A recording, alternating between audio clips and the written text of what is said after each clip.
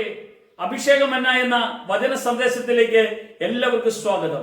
ഇന്ന് ചിന്തയ്ക്ക് ആധാരമായ ദൈവത്തിന്റെ വചനം യോനാ പ്രവാചകന്റെ പുസ്തകം 3-ാം അധ്യായം 10 മുതലുള്ള വചനഭാഗം. അവർ ദുർമാർഗം വിട്ടുതിരിഞ്ഞ് എന്ന് ദൈവം അവരുടെ പ്രവൃത്തികളാൽ കണ്ടപ്പോൾ താൻ അവർക്ക് വരുത്തുമെന്ന് അരുളി ചെയ്തിരുന്ന അനർത്ഥത്തിൽ നിന്ന് ദൈവം മനസ്സ് തിരിച്ച് അവൻ അത് വരുത്തിയതുമില്ല.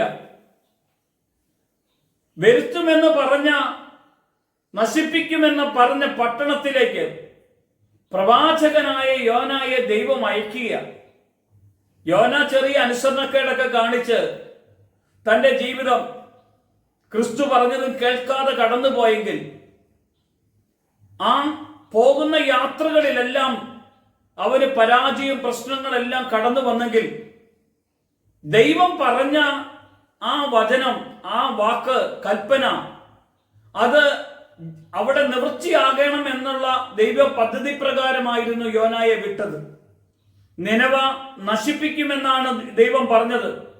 എന്നാൽ കർത്താവ് നശിപ്പിക്കാത്തതിന്റെ ഒരു കാരണം ബൈബിൾ ഇവിടെ നമ്മളെ ഓർമ്മപ്പെടുത്തുകയാണ്. അവർ ദുർമാർഗം വിട്ടുതിരിഞ്ഞു.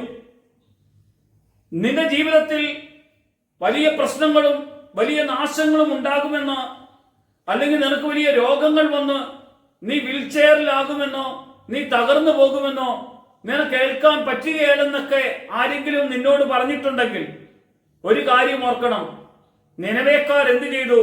അവർ തന്റെ ദുർമാർഗം വിട്ടുതിരിഞ്ഞു എന്ന് ദൈവം അവരുടെ പ്രവൃത്തികളാൽ കണ്ടു. നമ്മുടെ പ്രവൃത്തികളാൽ കാണുകയാണെങ്കിൽ, പ്രിയമുള്ളവരെ, ഈ വചനം കേൾക്കുന്നവരോടാണ് കർത്താവ് പറയുന്നത്, നിങ്ങളുടെ പ്രവൃത്തികളാൽ ദൈവം ജീവിതത്തിൽ എന്തു വലിയ പ്രശ്നങ്ങൾ ഉണ്ടായാലും ജീവിതം ക്രിസ്തുവിലേക്ക് തിരിഞ്ഞു കഴിഞ്ഞാൽ പിന്നെ ഉണ്ടല്ലോ, കർത്താവ് നമ്മളെ നോക്കിക്കൊള്ളും. വചനം നമ്മളോട് പറയാണ്, കർത്താവ് നിന്റെ പക്ഷത്തെങ്കിൽ ആരാണ് നിനക്കെതിരെ നിൽക്കുക?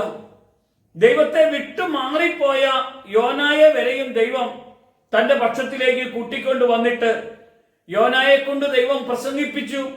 യോന പ്രസംഗിച്ചു. 40 രാവും 40 പകലും എന്ന പോലെ അവർ ഉപവസിച്ചു പ്രാർത്ഥിച്ച് കർത്താവിനോട് കൂടെ ചാക്കൊടുത്തു ചാരം പൂശി പ്രാർത്ഥനയുടെ ഒരു അഭിഷേകത്തിലേക്ക് ജീവിതം തന്നെ കർത്താവിന് കൊടുക്കുവാൻ ഇടവന്നു. ഇന്ന് നമുക്ക് നമ്മുടെ ജീവിതം ഒന്ന് കർത്താവിന് കൊടുക്കാമോ? ചില പരാജയങ്ങളോ ചില വേദനകളോ ജീവിതത്തിൽ വന്നേക്കാം.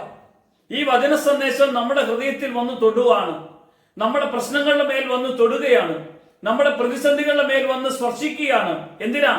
ഇങ്ങനെയുള്ള ബന്ധനങ്ങളിൽ നിന്നെല്ലാം വിടിവിക്കാൻ കഴിയുന്ന ഒരു യേശു നിന്റെ അടുക്കൽ കടന്നു വന്നിരിക്കുന്നു. എന്റെ അടുക്കൽ കടന്നു വന്നിരിക്കുന്നു. എന്റെ ജീവിതത്തിൽ കടന്നു വന്നിരിക്കുന്നു. എന്നിൽ പ്രവർത്തിക്കാൻ മതിയായവനാണെന്ന് തിരിച്ചറിഞ്ഞു വേണം പ്രാർത്ഥിക്കാൻ. അവന്റെ ശക്തി, അഭിഷേകവും ഈ വചനം കേൾക്കുമ്പോൾ തന്നെ നമ്മുടെ ജീവിതത്തിൽ മാറ്റം വരുത്തും. അവന്റെ അഭിഷേകം കൊണ്ട് നമ്മൾ നിറയപ്പെടട്ടെ. യേശു മഹത്വം എടുക്കണം. യേശുവിന്റെ നാമത്തിൽ തന്നെ